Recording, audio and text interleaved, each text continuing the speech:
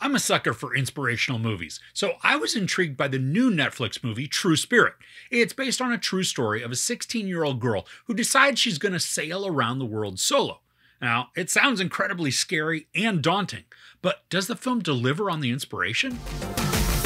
When Jessica Watson sets out to be the youngest person to sail solo, non-stop, and unassisted around the world, she must overcome her greatest fear as she navigates the world's most challenging stretches of ocean. So for this movie, you're going to have to forgive or ignore some cheesy aspects and even some visuals that aren't as awesome as they can be. Now, that's not to say that all the visuals or the effects are bad. They're just not all flawless, and I will get to that more in just a bit. So the story of Jessica is told through their present-day view of her sailing around the world, and then it has flashbacks that are interspersed that give us small glimpses into moments when she was really young, so we can see how this isn't some spur-of-the-moment dream, but rather it's something that she's been aspiring to for several years. The cast is very endearing, and it's led by Tegan Croft. Now, I've not seen her in anything before, but after looking her up on IMDb, she's probably most known for playing Raven in the HBO Max series Titans. Now, she feels like a natural in this. She's capturing the heart and attitude of a 16-year-old, but not one who's overly cocky or self-assured. I mean, she's confident, smart, and motivated, but she's easy to root for, too. Now, there are some moments also towards the latter half of the story where she really begins to showcase some range in her acting. Now, for a lot of the movie, she's just a cute and bubbly kid. But then, as the story moves along, she has to convincingly translate the weight and loneliness of being out on the ocean by herself for so long, and then mix in discouragement in a way that we still want to see her succeed. In addition to Croft, there's also Anna Paquin, Cliff Curtis, and Josh Lawson, who play the adults in her life. And they all convey some great tension, discomfort, and even concerned terror. Now, Cliff Curtis is her friend and coach, and their dynamic, it's slightly antagonistic at times, thanks, of course, to Curtis's character just being somewhat of a grumpy dude. But the interactions also feel convincing and natural. That there would be some verbal sparrings when disagreements arise, but that's also tempered by mutual respect for the skills each of them has. And Curtis plays his character reservedly. He's in the background a lot, even though he's in the forefront. And that makes a ton of sense, right? Well, he's just not a demonstrative character. He's got fears and baggage that gets enough explanation so that we understand his mindset, but he's also trying to guide Jess, knowing that as she's out in the middle of the ocean by herself, she's really the one in charge. Now, Anna Paquin and Josh Lawson, they're both good, together and separately. But there is a moment where Paquin gets to dive into some deep emotion. I mean, it's palpable. Now, as a parent, I could relate in some way to her fears. And how she responds, it is powerful, and it even made me tear up a bit.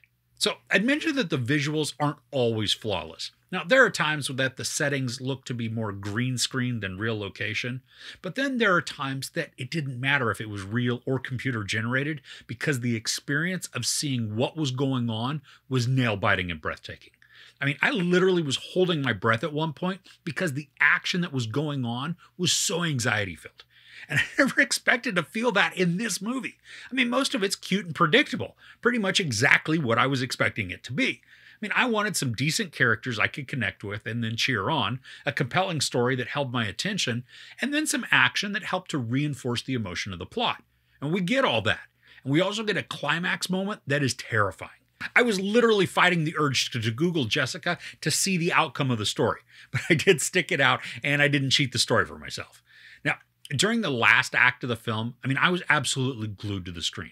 I didn't want to even blink because of how much I was connected to what was going on, and I needed to see the resolution. Now, this isn't something that's going to win all kinds of awards, but it is a very enjoyable watch, especially where portions of the story show how the outside world was responding to Jessica's journey through her blog.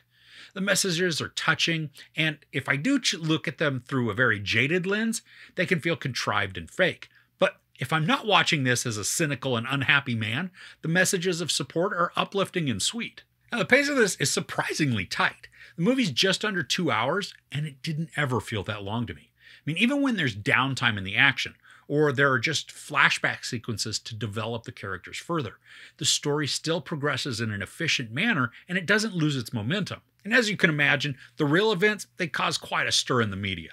Well, the movie showcases some of that and takes kind of a weird focus on one reporter in particular.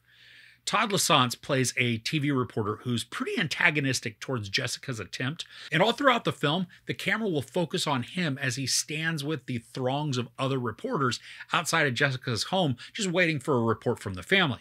Now, there's an emotional progression that we're meant to see from the reporter, but unfortunately, the story doesn't really showcase much of that mindset transition. I mean, there's one point that's inferred, but it's really subtle, which then makes a line from the reporter at the end feel a bit unearned and even slightly misplaced. Now, I totally get what they were going for, to have someone who's outspoken against her sailing around the world at the beginning of the movie to then come around and become a supporter. And I like that message and the character growth. I just wish that it would have been more fleshed out for the story. I think if you're in need of something that can put a smile on your face, True Spirit, it's a great choice to watch. It's a casual watch, though. I mean, it's not something that you need to drop everything to see, but it made me feel good. It caused me to tear up, and then it also made me hold my breath in anticipated fear. So it hooked me in, and then it kept me engaged throughout. So overall, True Spirit is a moving and uplifting account of someone who wasn't afraid to chase their dream, no matter how dangerous or difficult it may be. The graphics and visuals aren't always flawless, but the movie does manage to capture the isolation and loneliness that's felt out in the literal middle of nowhere with nothing to do but count the stars and try not to fall overboard. The acting is convincing with characters that are endearing and charismatic. And while there is a small amount of cheese to some of what's shown, the overall emotion, suspense, and excitement create an inspiring story. There's no sex or nudity, a little profanity, and just a tiny bit of violence. I give True Spirit 4 out of 5 couches. Now, I'm a sucker when it comes to inspirational tales with a positive message, and this one, it accomplishes that with ease. So, what are some things that you're looking forward to seeing in the coming weeks? Let me know in the comments below. If you enjoyed this review, please give it a like. Also, don't forget to share and subscribe. I'm Chris. This is Movies and Munchies. Thanks for couching with me.